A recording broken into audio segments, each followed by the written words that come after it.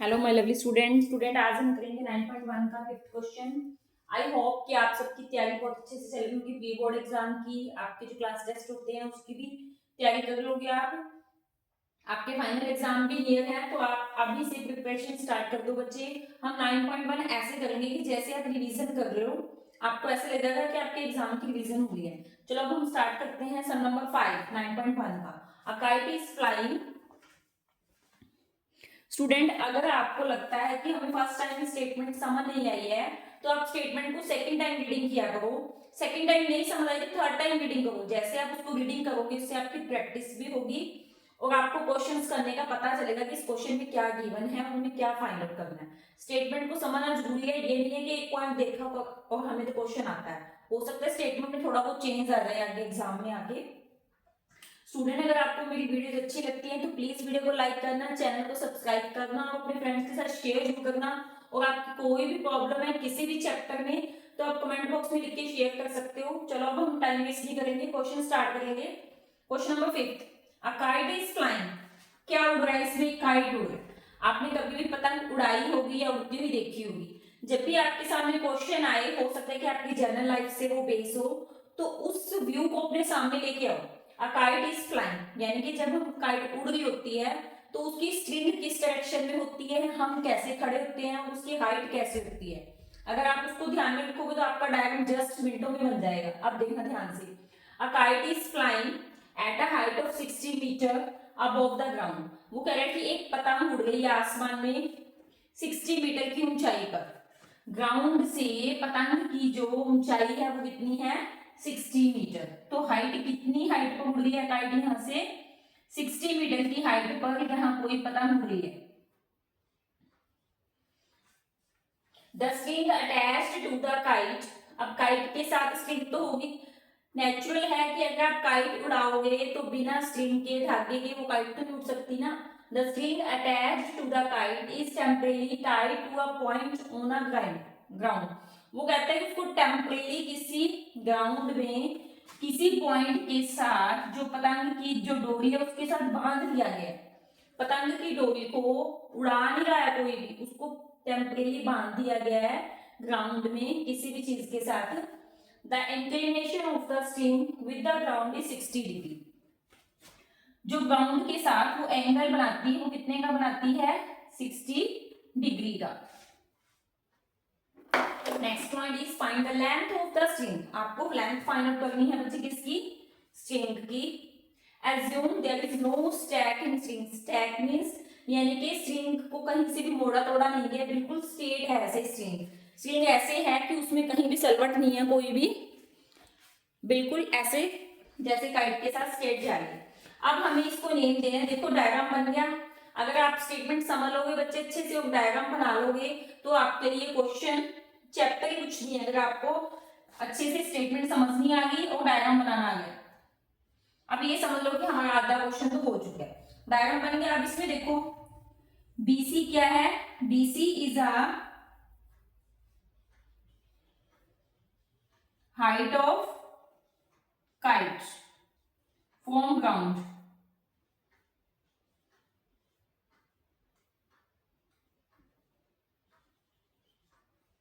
BC पतंग की height है। A is a point where string tied. A is a point where string tied. A कोई ऐसा point है जहां उसकी जो डोरी है पतंग की उसको बांधा गया है। Next point. अब हमें देखो जो पॉइंट गिवन है और जो फाइंड आउट करना है, सिर्फ आपने वही दो पॉइंट उठाने हैं, वो कुछ भी नहीं करना। हम मोस्टली क्या कर रहे हैं इन क्वेश्चंस में? परपेंडिकुलर को ऊपर रख रहे हैं और जो गिवन है उसको नीचे। आपका अपोजिट से भी हो जाएगा। इसको हाइपोटेन्यूज और इसको ऊपर रख के इसको नीचे रख के भी कर सकते हो, दोनों तरफ से हो जाएगा बच्चे क्वेश्चन। आपको जैसे अच्छा लगे वैसे कर सकते हो, जैसे इजी लगे। BC upon AC. अब इसमें बीसी क्या है आपका? परपेंडिकुलर। एसी क्या है बच्चे? हाइपोटेन्यूज। तो ये जो आपका मंत्र है पंडित बद्री प्रसाद हर हर बोले। अब पी अपॉन एच आ गया। पी अपॉन एच किसकी वैल्यू होती है? साइन। साइन यहाँ थीटा भी लिख सकते हो, मेरे पास एंगल है तो मैंने थोड़ा फास्ट नहीं कर दिया, इसको 60 लिख दिया। अब हमें जो वैल्यूज गिवन है उसको लिख लो। बीसी की वैल्यू 60, एसी बच्चे आपने फाइंड आउट करना है साइन 60 की वैल्यू। जो ट्रिग्नोमेट्री टेबल है उसका लिंक मैं आपको डिस्क्रिप्शन में डाल दूंगी ताकि आपको ट्रिग्नोमेट्री टेबल बनानी भी आ जाए बच्चे, आप लर्न कर सकते हो तो मच बेटर, बहुत अच्छी बात है। अगर आपकी लर्निंग पावर अच्छी है तो आप लर्न कर लो, अदरवाइज अगर आप बनाना सीखना चाहते हो तो आप वो मैंने आपको वीडियो में बताया है कि हमने ट्रिग्नोमेट्री टेबल कैसे बनानी है, उसको कैसे अरेंज करना है, वो भी देख लेना डिस्क्रिप्शन में उसका लिंक। इसको मल्टीप्लाई करेंगे, क्रॉस मल्टीप्लाई करो, 60 to the 120 equal to AC root 3, तो 120 अपॉन में रूट 3 हो जाएगा ना।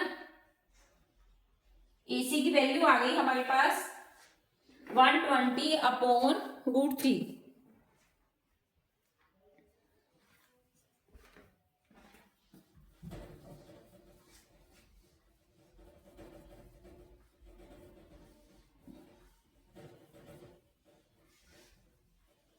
देखो AC की वैल्यू आ गई हमारे पास 120 अपॉन में रूट 3।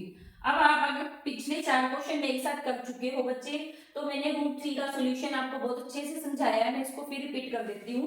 रूट 3 को आपने क्या करना है, जो आप पीछे 9th क्लास में किया आपने रैशनलाइजिंग, इसको ऊपर नीचे लिखो ऐसे, फिर 120 रूट 3 हो जाएगा, root 3 it means root 3 2 times है, इसका स्क्वायर कर दो, स्क्वायर से रूट हो जाता है कैंसिल, तो यहाँ ओनली क्या बचेगा हमारे पास 3 को 120 से कैंसिल कर दो, 40, 3 4 12, it means 40 root 3 metre, it is the length of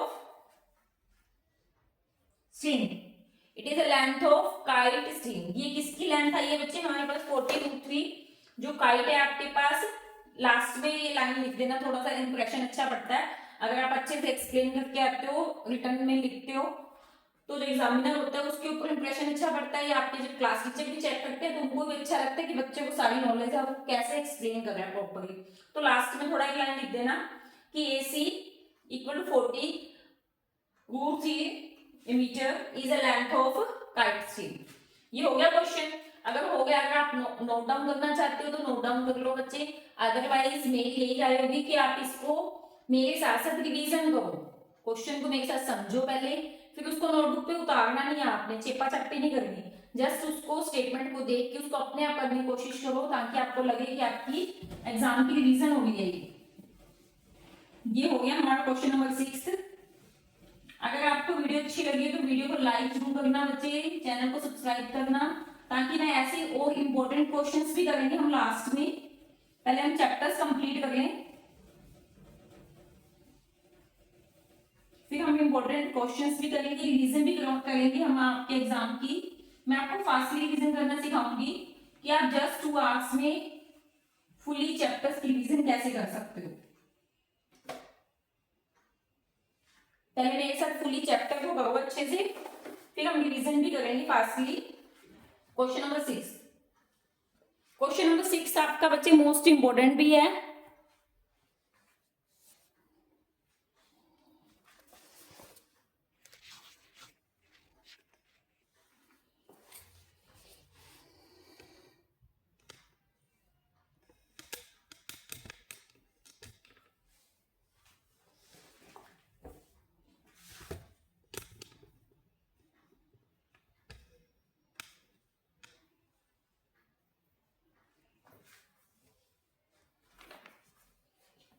अब हम करेंगे क्वेश्चन नंबर 6। क्वेश्चन नंबर 6 की स्टेटमेंट लिखें, मोस्ट इंपोर्टेंट क्वेश्चन है बच्चे आपका।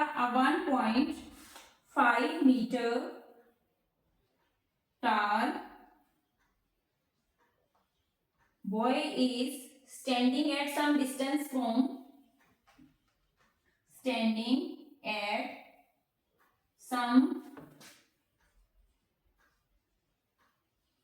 distance from 30-meter tall building.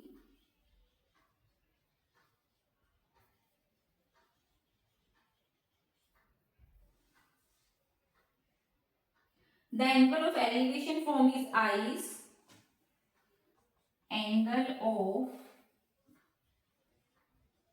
Elevation, थोड़ी सी स्टेटमेंट में शॉर्ट में लिख रही हूँ बच्चे, आप बुक लेके बैठ जाना साथ में। From his eyes,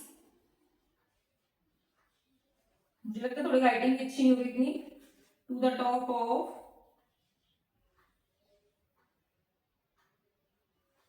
building increase from building increase from 30 to 60। Angle कितने का बनाना है वो, 30 से कितने का बन गया उसका इंक्रीज होने के बाद 60। as he walks towards the building, as walks towards the building, find the distance he walked towards the building, find the distance।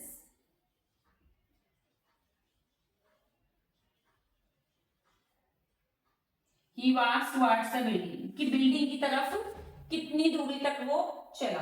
अब देखो, अब हम इसका डायग्राम बनाते हैं। वेरी इजी क्वेश्चन है, मोस्ट इंपोर्टेंट है आपका फाइनल एग्जाम के लिए भी, आपके प्री बोर्ड एग्जाम के लिए भी। देखो, आप 1.5 मीटर डाल बॉय की लेंथ कितनी है 1.5, हम ये बॉय की लेंथ मानते हैं। Stand at some distance from 30 metre tall building, वो 30 मीटर टॉल बिल्डिंग से कुछ डिस्टेंस के पास खड़ा है, एक बिल्डिंग के पास खड़ा है वो, और बिल्डिंग की हाइट कितनी है 30 मीटर, इससे कुछ डिस्टेंस पे खड़ा है लड़का बिल्डिंग से। The angle of elevation from eyes to the, ये थोड़ा सा मैंने यहां से बच्चे उसकी आइज से लेके बिल्डिंग की टॉप तक का एंगल, बिल्डिंग की टॉप तक का एंगल कितना है 30। As he walks towards to the building, angle increase from 30 to 60। जैसे ही वो बिल्डिंग की तरफ चलने की कोशिश करता है, यहां से 1 पॉइंट पहले इस प्लेस पर खड़ा है वो, जब वो बिल्डिंग की तरफ जाता है, एक बिल्डिंग से डिस्टेंस पे खड़ा है ना बच्चे वो, तो जब वो बिल्डिंग की तरफ जाने लगता है तो उसका एंगल 30 से वो क्या कह रहा है, कितना हो गया, इंक्रीज हो गया 60। अब देखो यहाँ इतनी, ये 1.5 है तो ये भी 1.5 हुई, मीटर में लिखा बच्चे मैंने, ये भी 1.5 हुई। अब ये देखो हमारे पास इतना पार्ट 1.5 है और ये पूरी लेंथ 30 है, तो हम इसमें से हाफ फाइंड आउट कर लेंगे ना। अब इसको नेम दे दो, A B C D E, next is F. ये बन गया डायग्राम। अब क्वेश्चन बहुत इजी है। अब हमने डिस्टेंस बताना है कि वो अपने पॉइंट से कितनी दूरी तक चला, कितनी दूरी उसने तय की। तो हमने क्या फाइंड आउट करना है इसमें, डी ई फाइंड आउट करना है। तो डी ई फाइंड आउट करने के लिए आपको पहले ई एफ पता होना चाहिए और डी एफ पता होना चाहिए। हम सबसे पहले क्या निकालेंगे, ई एफ निकालेंगे, फिर बच्चे हम डी एफ निकालेंगे। सबसे पहले हम ई एफ निकालेंगे। ई एफ निकालने के लिए कौन सी ट्रायंगल हो गया, in triangle A E F. A E F में A F upon E F. A F, अब हमारे पास ए एफ भी नहीं है तो ए एफ फाइंड आउट करें। पहले ए एफ कैसे निकलेगा, हमने हाफ निकालना है, जो पूरा है उसमें से ये हाफ माइनस कर दो, 30 माइनस 1.5।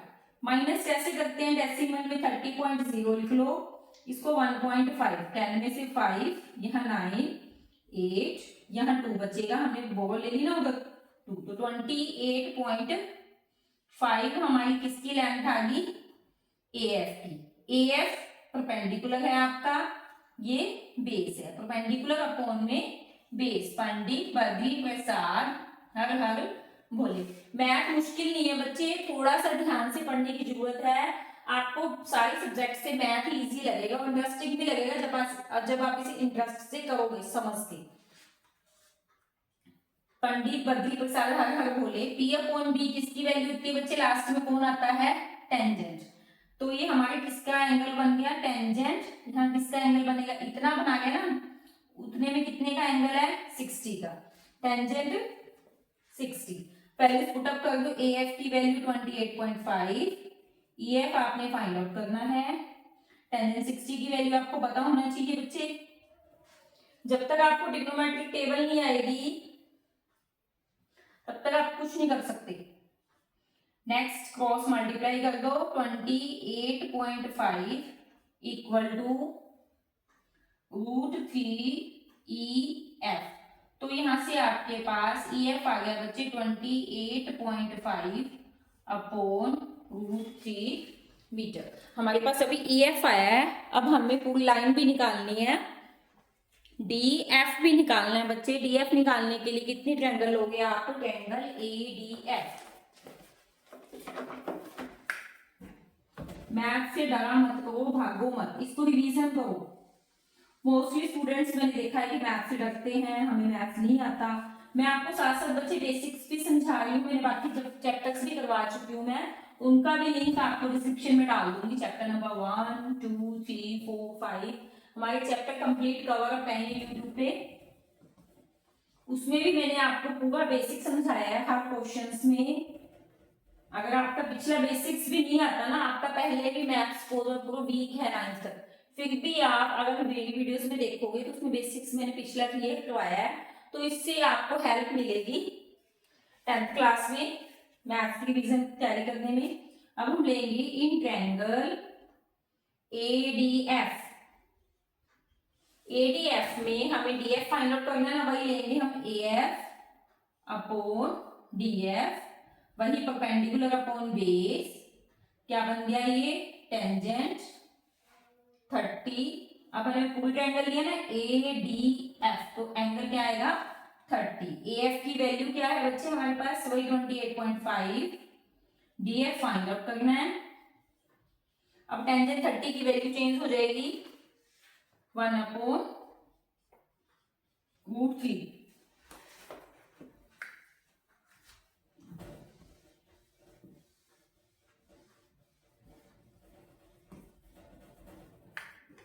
क्रॉस मल्टीप्लाई कर दो, 28.5 √3 इक्वल टू DF। अब हमारे पास देखो DF भी आ गया बच्चे, EF भी आ गया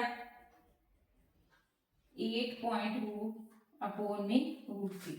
तो अब आप यहां से क्या निकाल सकते हो, देखो डायग्राम में ध्यान से देखो, नहीं समझ आ रहा आपको तो देखो DF निकाल लिया मैंने, ये पूरी लाइन, जैसे ये पूरी लाइन है DF, ये पूरी लाइन मैंने कितनी निकाल ली 28.5 √3। इसमें से मेरे पास इतना पार्ट भी है, EF भी है, ये पार्ट भी है, तो मैंने ये निकालना है ना। तो अगर मैं पूरे में से DF में से EF कर दूं माइनस, तो DE आ जाएगा, DF माइनस EF। DF कितना है हमारे पास 28.5 √3 और EF कितना बच्चे 28.5 अपॉन √3।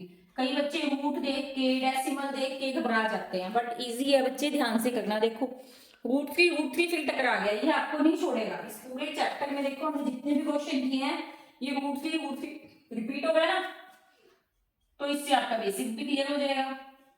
अब √3 को √3 से मल्टीप्लाई होगी तो क्या हो जाएगा 3 मल्टीप्लाई 3 माइनस यहाँ है 28.5। अब इनको कर लो माइनस, पहले इसको 3 से मल्टीप्लाई करो, कितना हो जाएगा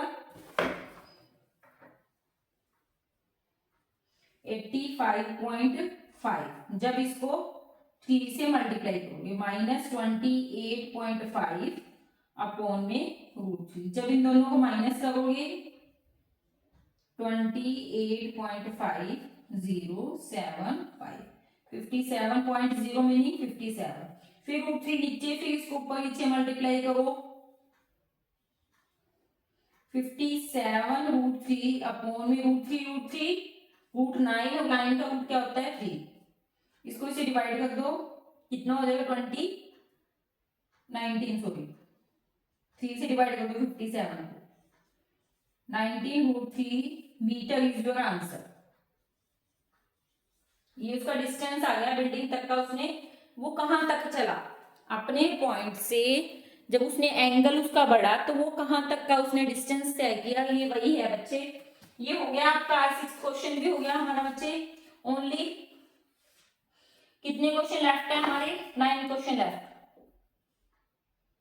देखो अगर धीरे धीरे चलोगे बच्चे, अगर आप कोई और चैप्टर भी रिवाइज कर रहे हो तो उसको भी रिवाइज करो। बट ये मैं जैसे इसके 2-2 क्वेश्चन करवा रही हूँ डेली आपको, तो आप उन 2-2 क्वेश्चन को ही करो मेरे साथ साथ कम से कम, ताकि आपको रिवीजन भी हो जाएगी, पिछला चैप्टर भी रिवाइज हो जाएगा, तो इससे आपकी 2 चैप्टर्स की इकट्ठी रिवीजन कर सकते हो। That's all my dear student. Video अच्छी लगी तो वीडियो को लाइक जरूर करना, अपने चैनल को सब्सक्राइब करना, अपने फ्रेंड्स के साथ शेयर जरूर करना। That's all.